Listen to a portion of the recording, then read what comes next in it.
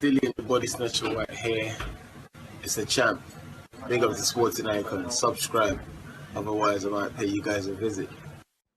Right, so the WBC interim world heavyweight champion Dillian Whyte has blasted Tyson Fury for pretty much putting the heavyweight division on lockdown, for messing it all up, for lying to the boxing fans to the point where boxing fans have had enough of the politics and are either A, walking away, or especially if they're new and like a casual and are just coming into boxing because they're hearing about Anthony Joshua versus Tyson Fury, this mega fight, and it's all been one big con job.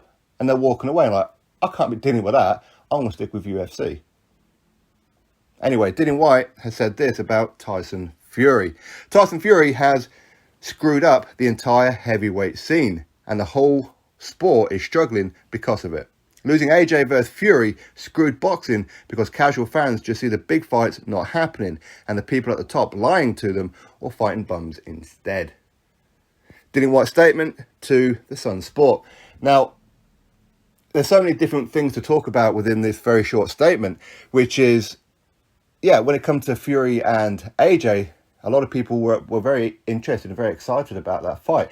But even John Fury, Tyson Fury's own dad, he said recently that that whole thing was one big con job. Now, what is Tyson Fury in on the con job, or is he not?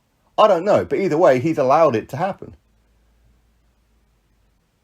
They never had any intention of fighting Anthony Joshua. The whole thing was always going to be about fighting Deontay Wilder. They had Eddie Hearn running around like a headless chicken trying to get this fight over the line, and they just sat in the background heckling and laughing.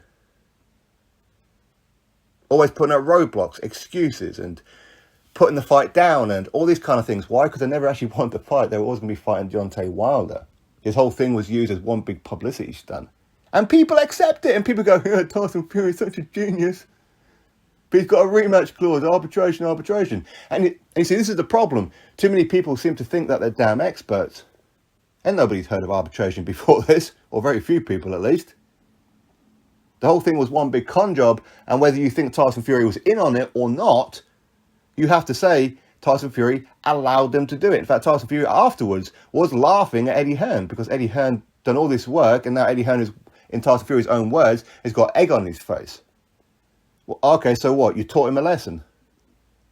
It wasn't just him that you taught a lesson. It was us. And these fanatical fans are okay with this. They're okay with it. But casual boxing fans who are just getting into boxing look at the politics and go, hang on a minute, this is ridiculous. I want to see the big fights. Where are these big fights? They ain't happening. What, Fury's going to fight Wilder? Again, for a third time? We've seen him batter him twice already, forget this. This is why people are walking away from the sport. People who've been watching boxing for a long time are like, I'm off. I'm going to go watch the UFC. In fact, I'd rather watch WWE. It's scripted, but it's far more realistic than what's going on in boxing. People just seem to be avoiding everybody. Now, when it comes to, say, Dillian Whyte, for example, where's his world title shot? Where's the accountability to the WBC? How is it that he hasn't had a world title shot yet at Dillian Whyte? At Deontay Wilder or Tyson Fury? Why is that?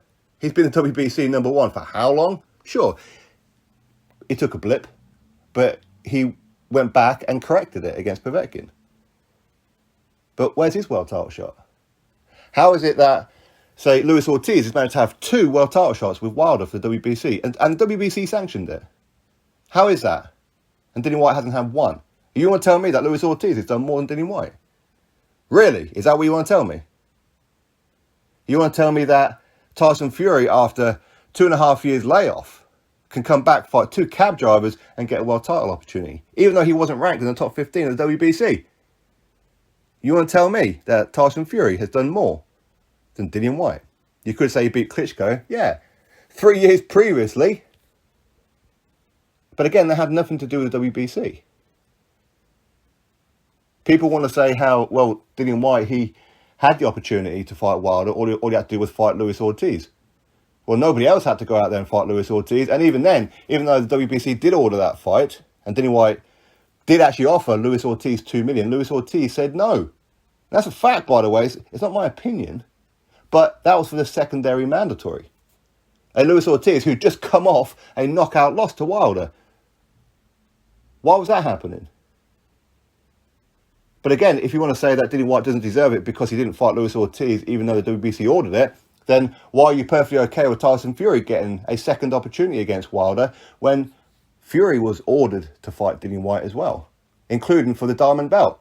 Fury said no, but they awarded him the mandatory position. In fact, they took the mandatory position off Dillian Whyte and gave it to Tyson Fury. Charlie Giles, how you doing? British Boxing Board of Control and committee member of the WBC. Yeah, we know. But you see, they did all that because Dillian Whyte had an adverse finding within UCAD. Makes you wonder, doesn't it? Makes you wonder, maybe he was sabotaged. Maybe, I mean, I'm not saying that this had definitely happened, but makes you wonder if the British Boxing Board of Control, such as a Charlie Giles, didn't want Dillian Whyte fighting for the WBC belt. He wanted Tyson Fury doing it.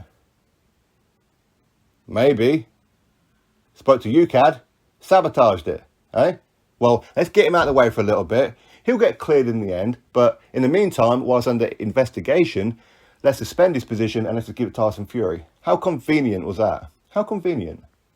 Now, I'm not saying that's what did happen, but I'm saying that these are questions that I ask myself. People want to say what Arthur Spilker has done more than Dillian Whyte. People want to say how Gerald Washington or Chris Arreola has done more than Dillian Whyte. But Mains Deverne become mandatory. What did he do? Dominic Brazil, he's had 2 world title opportunities. 2. One against Joshua, one against Deontay Wilder. What's he done? Eric Molina, he's had 2. One against Wilder, one against Joshua. What's he done? This is the problem with boxing. This is the problem with politics. This is the problem with sanctioning bodies like the WBC. And I've said to Dillian Whyte, how many times have I had Dillian Whyte on the channel? How many times have I said to him, what's the point? Why are you paying these sanctioning fees? I feel like I'm running a broken record with him, asking him the same questions. What's happening with the mandatory position? What's happening with your world title shot? And I'm sure he's sick to death of it. Because it ain't just me that asking him these questions, it's many people. He's got to be sick to death of it. I don't understand why he's paying all these sanctions fees. I don't understand why he's not taking the WBC to court. I don't understand. But again, we go back onto the point. Yeah, they are fighting bums. This is the problem. Wilder, look at his resume. Forget before he was world champion, even during being world champion. Why has he fought the people that he's fought? The only reason he fought Fury is because he thought Fury was washed up. And who knows, maybe Fury is washed up. Maybe he is. Is Tyson Fury as good now as what he was when he fought Klitschko? Would you say that? Why? Because he beat Wilder? Arguably the guy with the lowest skill rate in the heavyweight division history. But still, good win. Let's not say it's not. But again, people want to put Tyson Fury up and call him the #1 heavyweight in the world and as good as Muhammad Ali, and same with Deontay Wilder. But yet, nobody's pushing these people to fight other people, other heavyweight contenders. They're quite happy to call Fury the best of this era, the best of all time, without having to prove it. What, you become the best of all time by beating Deontay Wilder and a Vladimir Klitschko? That's the best of all time. That puts you in the category as the best of all time. Maybe in time he'll prove that he will be the best of this era, the best of all time. But he's going to have to do a little bit more than just fight those 2 guys. Let's be honest. He's going to have to fight Dillian Whyte. He's going to have to fight Anthony Joshua. He's going to have to fight quite a few other people. Usyk, Ruiz, the list goes on. Same with Anthony Joshua. He's got to go see Tyson Fury and Deontay Wilder.